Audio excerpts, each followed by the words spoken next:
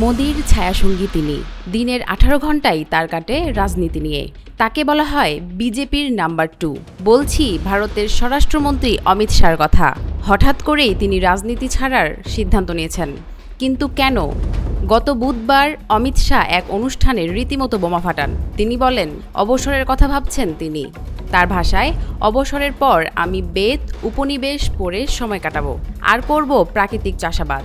আর এই বক্তব্যের পরই ভারতের রাজনৈতিক মহলের রীতিমতো ঝড় তৈরি হয়েছে।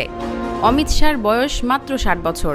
এই বয়সে ভারতীয় রাজনীতিবিদরা অবসরের কথা ভাবেন না কখনো। ফলে অমিত শাহর এই ঘোষণা বিস্ময়ের জন্ম দিয়েছে। প্রশ্ন উঠছে, এটা কি তার ব্যক্তিগত সিদ্ধান্ত, নাকি বিজেপি থেকেই কোনো চাপ আছে? ওয়ালটন এখন দেশের সীমানা পেরিয়ে পৌঁছে গিয়েছে 50টিরও বেশি দেশে। ওয়ালটন, ঘরে ঘরে, বিশ্বজুড়ে। মোদি অমিত শাহ জুটি মানেই বিজেপি। তারাই বিজেপির শক্তির প্রতীক, হিন্দুত্ববাদের চূড়ান্ত মঞ্চ।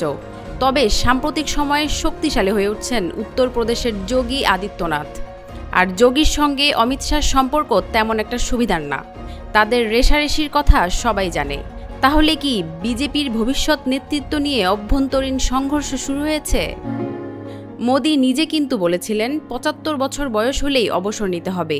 এর আগে অটল, আদভানি, যশবন্ত, মুরলী মনোহর সবাই সেই নিয়মেই বিদায় নিয়েছেন।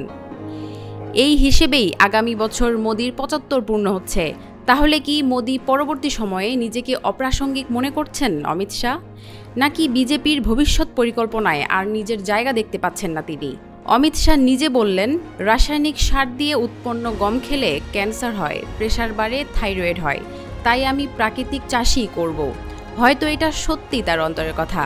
কিন্তু বিজেপির এই দ্বিতীয় শক্তিধর ব্যক্তি হঠাৎ করে রাজনীতি ছেড়ে এমন পারিবারিক কৃষকের জীবন বেছে নেবেন, তা কোনো কাকতালীয় ঘটনা হতে পারে না। নাকি তিনি দিলেন গভীর কোনো রাজনৈতিক বার্তা?